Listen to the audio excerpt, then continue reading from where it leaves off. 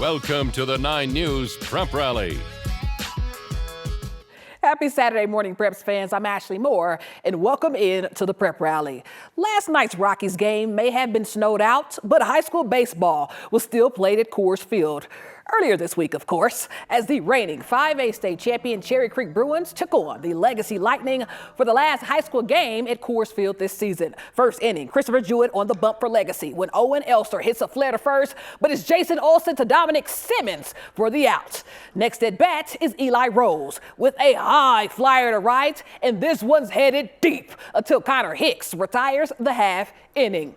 But Creek knows defense too. Legacy's Gilano Pinelli with the dribbler to left, and it's Creek's Mason Scott who zips it to first for the out, and what a play. Shortly after, Ethan Sanchez at the plate for Legacy, and he makes contact, ripping through the infield, and here he comes, rounding first, on his way to second, losing his helmet, but he's safe. And watch the silly. Ethan making him go loco. His pitcher, Christopher Jewett, would score him in a next few batters later.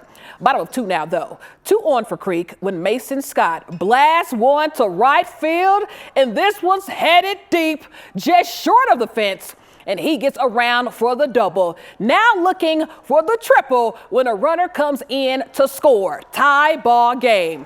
Now for this next one, excuse my camera movement here, but I wasn't expecting it. 2 batters later, the runner on first steals to second, and in comes Scott. Creek takes the lead and just piles it on. 9-1, but what an experience playing at Coors Field. So much fun. You only get a chance to play in this type of field, so many times for most people, and I enjoyed every second of it, especially being out here with all my best friends. It was so much fun.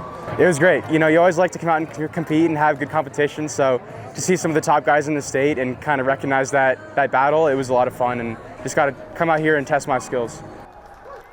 Well, over on the lacrosse field, we have a great matchup between the always dangerous Denver South Ravens and the Arapahoe Warriors, looking to stop a 3-game skid. First quarter now, Warriors lead 1-0, and Julian Dale dials up the solo play to score and make it 2-0 Arapahoe. Shortly after, down 2, Ravens Cregan Ryan sets up Ella Newton for the shot on goal, and she scores to bring it within 1. But then the Ravens get a chance at a 6-meter. Marin Ray with the shot, and we're all knotted up at 2 in the first half. But watch Warriors Julia Macheka go on the distance with the flick of the wrist to take it 4-3 Arapahoe lead. And from there, they pile it on. Arapahoe lead in the third when we get a little 2-man game from Miriam Colsbert and Julia Macheka as Macheka sidearms it to score, and Arapahoe takes down the Ravens 18-9. Most excited to play these kids. They're a good team in the state, and just an opportunity to beat them, come out on top. Over on the boys' side, it's the Jaguars of Rock Canyon taking on the number 2 team in the state, the Valor Christian Eagles. And in the first quarter, Valor up 1 when Rock Canyon turns it over, and here comes James Cross with the pickup, headed downfield, and what a find to Christian Aramo, who finds George Reeder for the score. Tic-tac-toe goal, 2-0 Valor.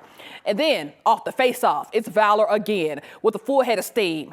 Gets it to Reeder, who gets it to Cross, and Cross, watch this, with the quick shot reverse over the shoulder. Great goal, 4-1 Eagles lead. But how about Rock Canyon's Joseph Sabaya with the footwork behind the net? And he's too quick with the wraparound shot on goal. RC trails now 6-2. And we are still in the first quarter with time running out. Sabia drives hard to the net, and what a goal. Surrounding Eagles all around them with 1.1 seconds left in the half. As 6-3, it's a 6-3 quarter, and Valor handles business 19-4.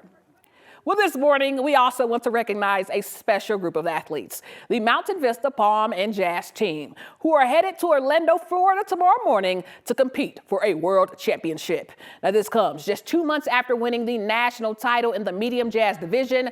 And now, instead of wearing Mountain Vista across their chests, you see it, it says USA. The last team to compete in Worlds was Eagle Crest for hip hop back in 2023. But now the Golden Eagles will be the first Palms team from the state of Colorado. Now, Mountain Vista held a send-off for the girls Tuesday night, and tomorrow we'll bring you their story. Here's head coach Carrie Atchison on their many accomplishments this season. So this has been a really long season. Everybody else in the cheer and palm world are done, and we are still going strong. So this team was selected back in April of last year, and we started training worked our way through league, regionals, state, nationals, and then we should have been done. And here we are now with this opportunity to represent the United States of America and keep going through May. Tomorrow morning right here on the Prep Rally. But reminder, we can't be everywhere. So if you're ever at a game and see something you'd like featured on the Prep Rally, just send it over. That's all, folks. I'm Ashley Moore, and we'll see you next time right here on the 9 News Prep Rally.